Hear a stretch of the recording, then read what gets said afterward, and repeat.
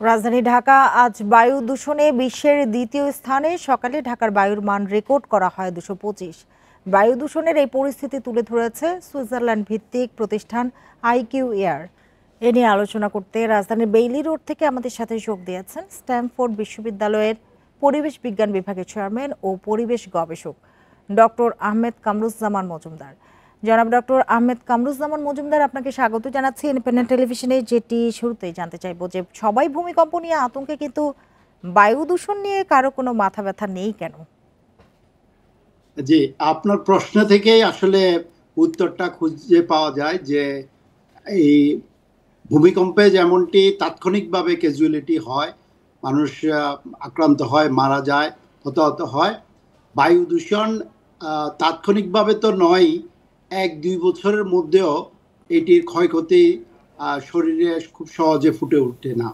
এটিকে আমরা বলে থাকি যে ক্রনিক একটি ডিজিজ হয়, অর্থাৎ দীর্ঘ সময় ধরে মানুষের ফুসফুসকে, মানুষের বিভিন্ন অঙ্গ প্রত্যঙ্গকে এটি ক্রমাগতভাবে আক্রান্ত করতে থাকে এবং এটি সিমটমটি বেশ অনেক পরে এটি বোঝা যায়। যেমন বায়ু দূষণের কারণে মানুষের গড় আয়ু কমে যাচ্ছে 5 থেকে 8 বছর।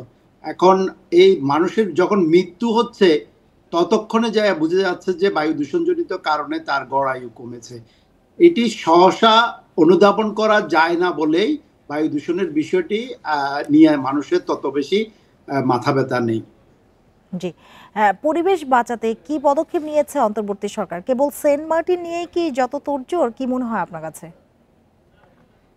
অন্তর্বর্তীকালীন সরকার দায়িত্ব নেওয়ার পরে বিশেষ করে পরিবেশ মন্ত্রণালয়ে উপদেষ্টা সাথে সাথে কয়েকদিনের কিছু পদক্ষেপ ঘোষণা করেছিলেন এবং সেখানে প্লাস্টিককে সবার আগে গুরুত্ব দেওয়া হয়েছিল, শব্দ দূষণকে গুরুত্ব দেওয়া হয়েছিল।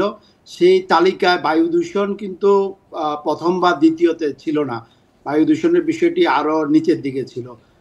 সিঙ্গেল ইউজ প্লাস্টিক বন্ধ করার ক্ষেত্রে আমরা বেশ কিছু ভালো উদ্যোগ লক্ষ্য করেছি, বিশেষ করে মার্কেটে বা ডিপার্টমেন্টাল স্টোরগুলোতে ব্যাগ, বাজার করার ব্যাগের পরিবর্তে পাটের ব্যাগ বা কাপড়ের ব্যাগের ইন্ট্রোডাকশনটা আমরা কিছুদিন লক্ষ্য করেছিলাম, কিন্তু বর্তমানে সেটি আস্তে আস্তে আবার হারিয়ে যাচ্ছে।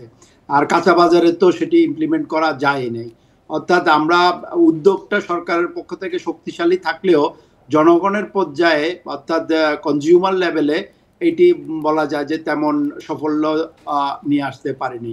অপরদিকে শব্দ দূষণের নিয়ন্ত্রণের ক্ষেত্রেও আমরা একাধিক জায়গায় নীরব এলাকা ঘোষণা করতে আমরা লক্ষ্য করেছি, কিন্তু সেখানেও নীরব এলাকায় বরঞ্চ শব্দের মানমাত্রা আরো বৃদ্ধি পেয়েছে আমরা লক্ষ্য করছি।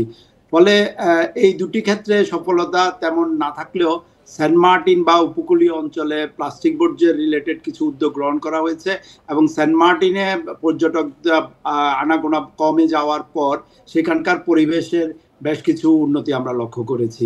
সার্বিকভাবে সিলেটের পাথর, তারপরে হাওড় অঞ্চলে হাওড়ের মধ্যে বিশ্ববিদ্যালয় স্থাপনের মতো কিছু ঘটনা বা উদ্যোগ আমরা লক্ষ্য করেছি এবং সেখানে পরিবেশ মন্ত্রণালয়ের কিছু উদ্যোগ আমরা শেষ পর্যন্ত দেখেছি।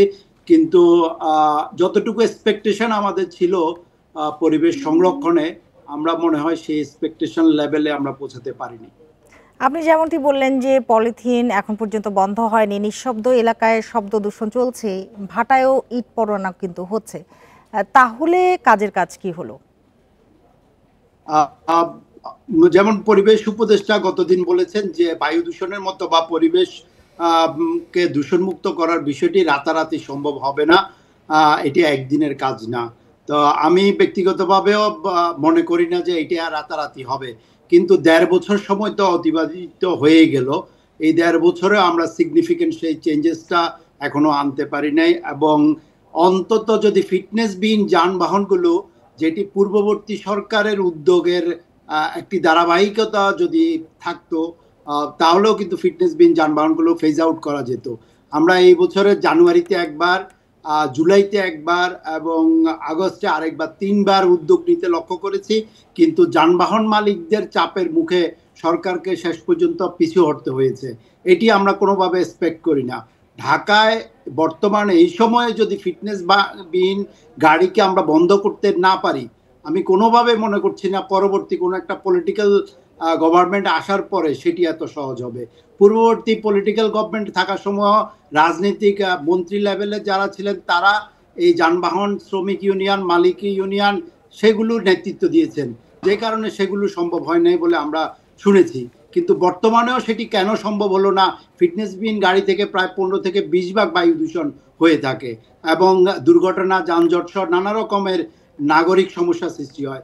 সেটি আমরা বন্ধ করতে পারি না। এটি আসলেই একটি দুঃখজনক বিষয়। জি, বুঝতে পেরেছি। আপনার বক্তব্য স্পষ্ট। জনাব কামরুজ্জামান মজুমদার, আপনাকে অনেক ধন্যবাদ আমাদের সাথে যোগ দেওয়ার জন্য, সময় দেওয়ার জন্য।